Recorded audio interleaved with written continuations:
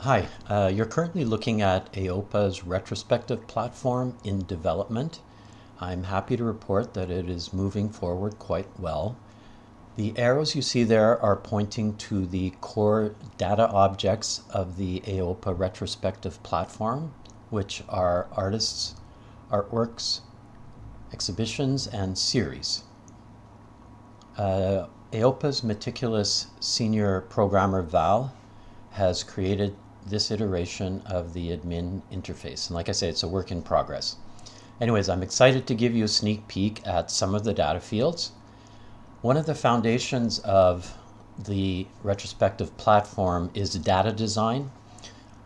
We have put a lot of thought into it and went to see what others were doing, and we're hoping to do it better than them. So today I'm going to give you a look at the data fields for artworks. So as you can see on the side here, these are the four main ones. And today we're gonna add a new artwork so we can see the data fields for that. So as you can see here, we're using a tabbed interface. So each specific type of information about the artwork is entered in the tab, the corresponding tab. And these represent standard information fields for archiving artworks. You decide what data fields you want for your online retrospective and archiving needs. So you just enter the information that you want. And the system will check. If nothing's there, it'll adjust the layout for the website and for any reports that you want to create. So you can have as much or as little information as you want on your artworks. You can add it over time. You can add more over time, and then it'll take its place in the system. Again, on the website or in reports. So the first field is general. So this is general museological information about the artwork. We add the artist name simply by clicking it. These are added in the artist data object area. And if there's more than one artist, we can add that there. Information about the year, the medium, the location it was created, dimensions, duration, any communities that are related to this artwork, collaborators, production credits, funding credits. If it's an addition or a multiple, then you can add the information about the addition or multiple here. There is a field for description and for the artist statement. And then right at the end here, you can decide if you want this work to be published to your retrospective. So the second tab is second most important thing. It's the media documenting the artwork. So here you upload and link all media that's documenting the work, and you can have images and audio clips and video as well. You can add as many media items as you want, and these can be reordered as you wish them to be. The next tab is for exhibitions. Again, exhibitions are entered as exhibitions, and all the exhibitions that are entered show up here. And this is this way, if you have many works in a single exhibition, you don't have to be adding that exhibition information every time. You just come here and select the exhibition that the artwork was in, or exhibitions, and that information, standardized information, so everywhere on the site it will be the same information about that exhibition. So there's also documents, anything that you want to, PDFs or links that you want to add that are related to this artwork. There's sales information, so if the work is for sale, then we have the price and the currency. If it's sold, then we have collections information.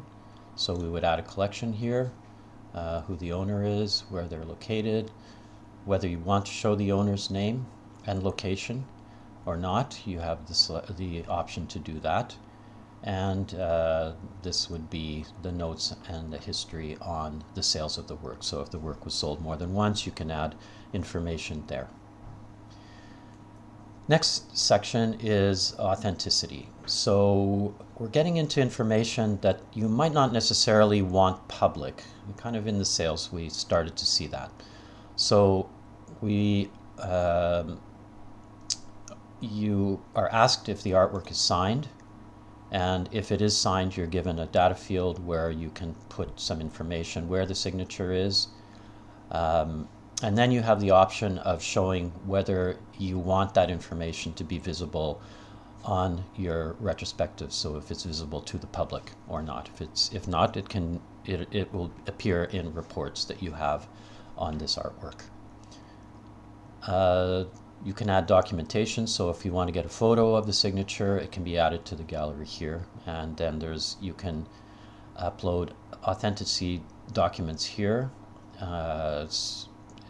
signed and digitized documents related to the authenticity of this work. There's a standard form that you can use for that.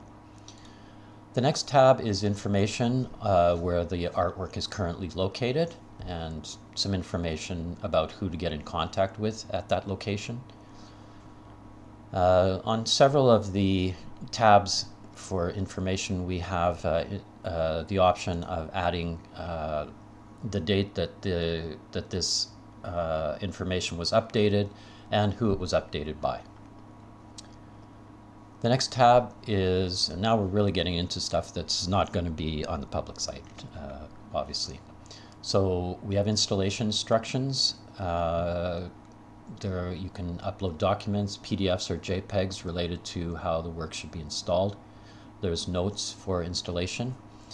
And there's a condition report here. So you can create a full condition report for this particular artwork, its frame, whether it's framed or not, and has any inscriptions. The second last tab is legacy information. And again, we're getting deep here.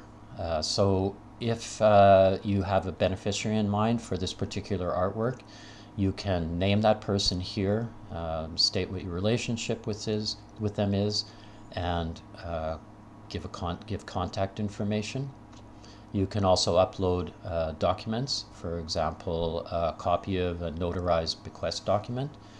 The idea here is that this information can be printed and notarized and then returned to the system by adding the document. Again, we have updated by information.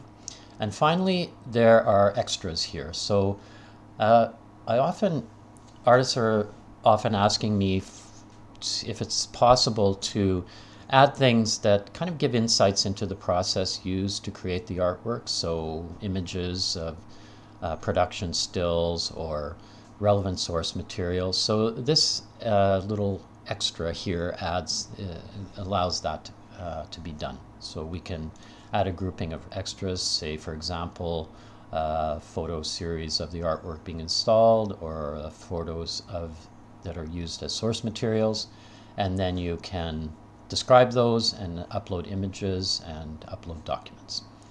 So that's it. I know it seems like a lot, but like I said, you decide what you want to enter, and over time you can add more. And the new information will be automatically appear in place in reports and in the retrospective.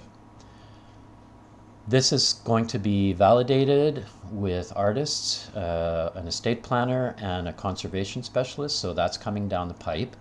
And if you have comments, please don't hesitate to send them along.